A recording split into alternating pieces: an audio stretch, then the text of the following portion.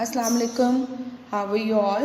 Welcome to the online classes. I am your physics teacher from the Trust School, and today we are going to discuss a topic from class 9 physics.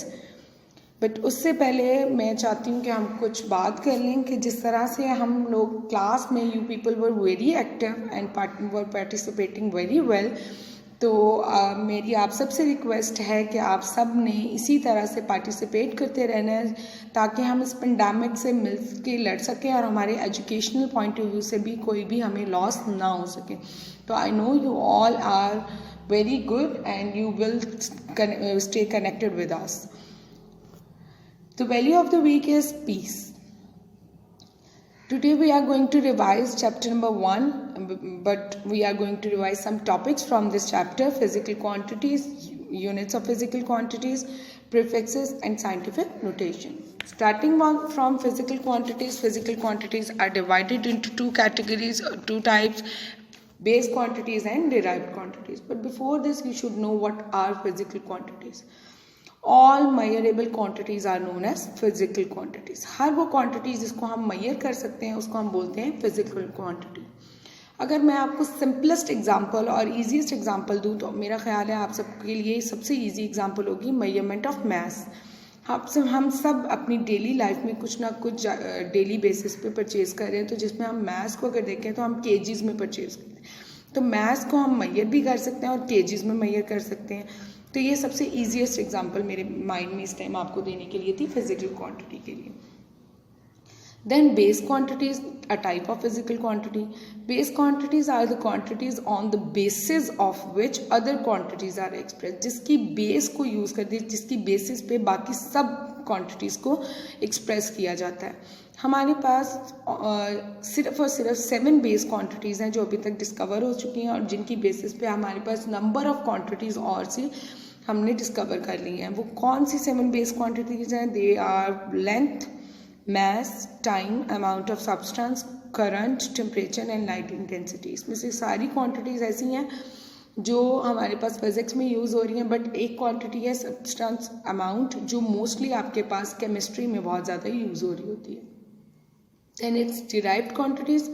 Derived quantities are the quantities that are expressed in terms of base quantities. Derived quantities ऐसी quantities हैं जिनको हम base quantities को इस्तेमाल करते हुए बनाते हैं, derive करते हैं. इसके लिए अगर आपको मैं previous slide दिखाऊं तो उसमें मैंने आपको बताया था we only have 7 base quantities. लेकिन अगर हम derived quantities में चले जाएं तो we can have unlimited derived quantities, जिसमें हमारे पास क्या आता है. कुछ एग्जाम्पलरी मैंने आपके सामने यहाँ लिखी भी हैं: speed, acceleration, volume, force, pressure and charge. But इसके अलावा भी बहुत सारी हैं जिनको हम डिराइव्ड क्वांटिटीज़ कह सकते हैं.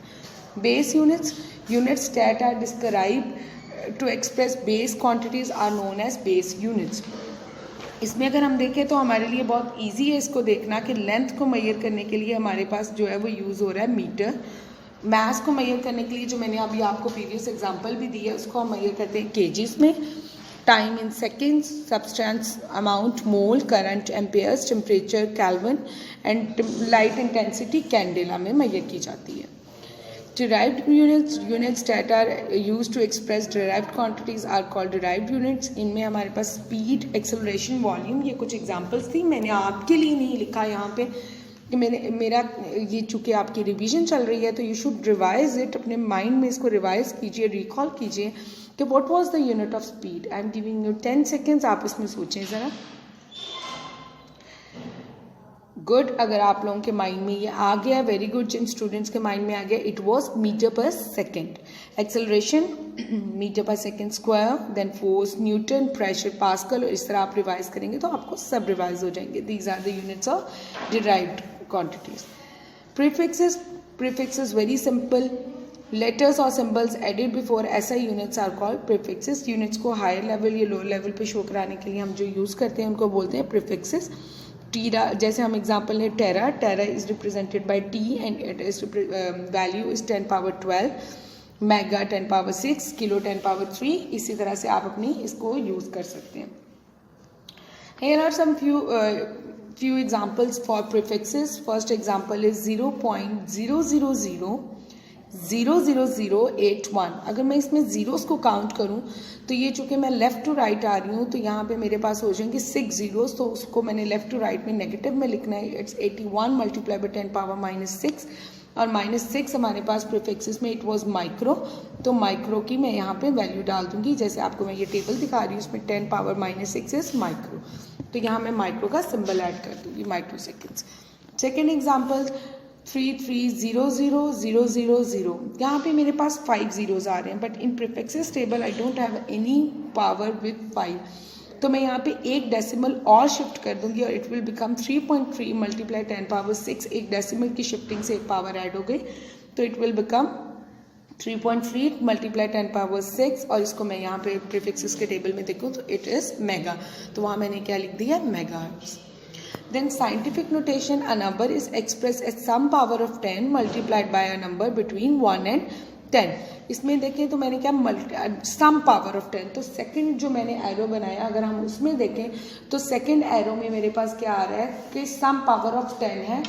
10 में आपके पास जो पावर है 24 है, it can be any type of power, और उससे बीच में मैंने कहा है by a number between 1 to 10, तो ये नंबर हमारे पास 1 and 10 के बीच में ही होना चाहिए। 6.67 is a number between 1 and 10।